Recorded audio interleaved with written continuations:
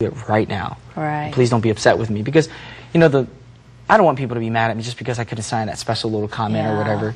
You know, it's just I don't want to upset someone else behind her just because I was taking so much time with her and then I didn't have enough time to spend with the person behind her. So I try to make it fair for everyone.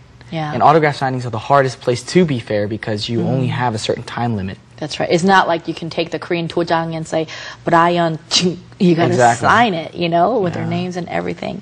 Now, you do all this chatting and socialization with your fans around the world. So what do you think you'll want to also sing in the U.S. as well? I would love to. Like I said back in the day, my biggest goal was to make it not just here in Korea, but in the States or any other country that would accept me.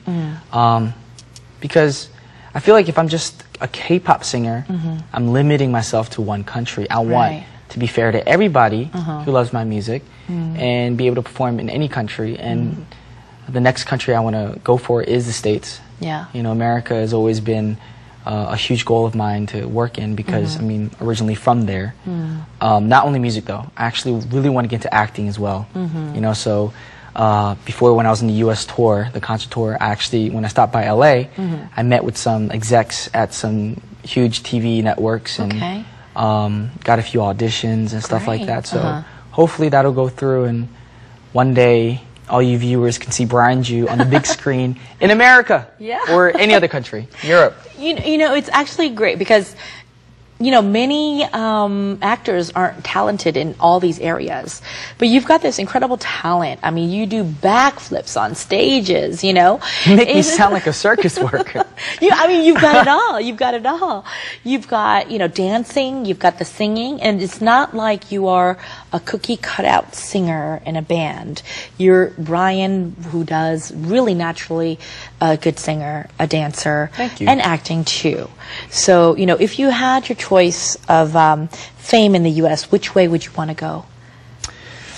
I'd have to say acting. And a lot of people always say for me to do more movies if you get the chance to. But I really want to do TV comedy. You know, that's just something I love, you know, and I feel like if I don't get to fulfill something I love in life, I'm going to regret it.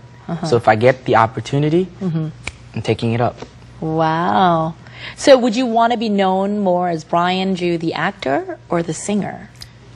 I don't want either of those titles. I'd rather be known as Brian Ju, the entertainer, because that's what I'm here for. I want to entertain people. The whole package. Exactly. Plus comedian. I'm not no Ken Jeong, you know. Ken Jeong's, I got you almost. Now, what if you weren't an entertainer? What would you want to go into? Completely not a singer, not, you know, in acting. What field would you think you'd be into?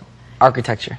Why? I like, back in 7th grade, I was doing shop, and the moment when I had a hammer, saw, jigsaw, cutting up wood, putting things together, and I realized this is so fun. And like all the other kids are like, this is boring. I don't want to do this. And I would actually take their project that they're supposed to do, finish it up for them, and get them their A that they need for the class. Wow. And it was just fun for me, you know. And it's funny because my dad was really into that. And I guess pretty much, you know, people always say you don't want to always be just like your parent when you grow up, but you do end up rubbing, I mean, the parents do rub off on you somewhat. Right. Yeah. Wow. I mean, because I think you've had an interior designer decorate your house, but it was all your ideas and how you want to align. Actually, no, I had a contractor help me. Okay. But the interior decorating part was all me. I see. So I wanted to actually major in architecture and interior design.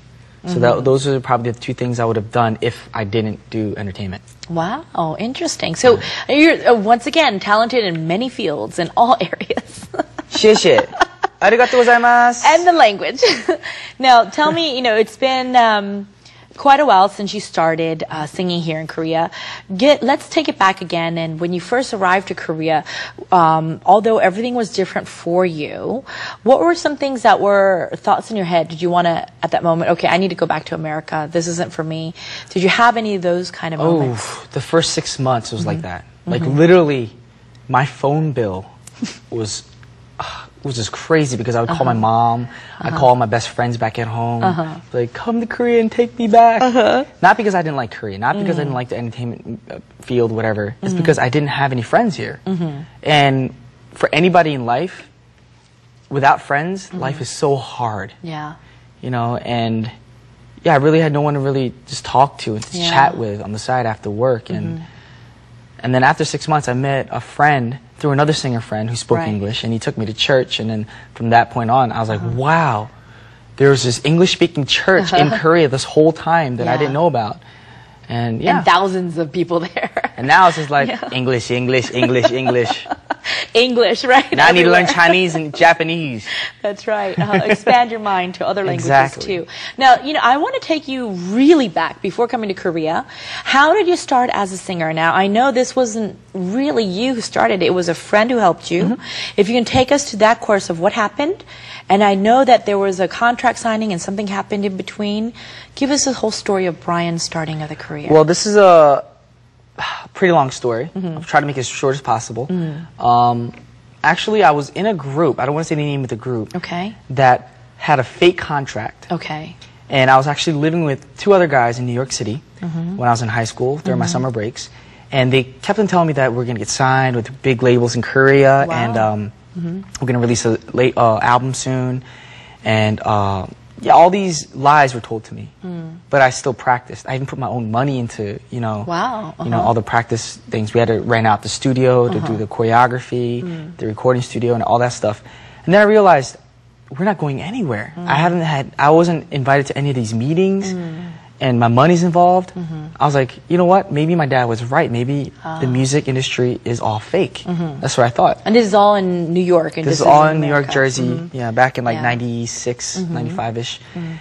And then finally, one of my closest best friends in my life, Grace, she went to New York and she saw a flyer saying, if you want to be a K-pop star, contact me.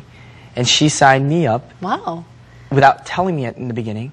And then the guy, the casting director, came to my neighborhood and called me. He goes, "Are you Brian Ju?" I'm like, "Yeah." He goes, "Well, I'm here. My name is Gary Boone, and I would like to see you in person." And I was like, "Hold on.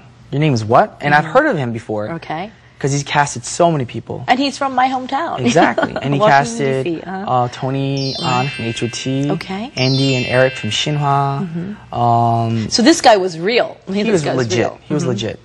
And then I was like, "How did you find me?" He goes, "Well, your referral number says Grace Ped. Okay. Does that ring, you know, does that sound familiar to you?" I was like, yeah. So I called her up. I was like, "Could I call you right back?" Called her up. I was like, "Grace, what's going on here?" She goes, "Well, I found a flyer when I was in New York. I signed you up because I know that's your dream and your passion." Oh, wow. And till this day, every time I go back to the States, I make an effort to see her because if it wasn't for her, if it wasn't for her being in New York at that very moment,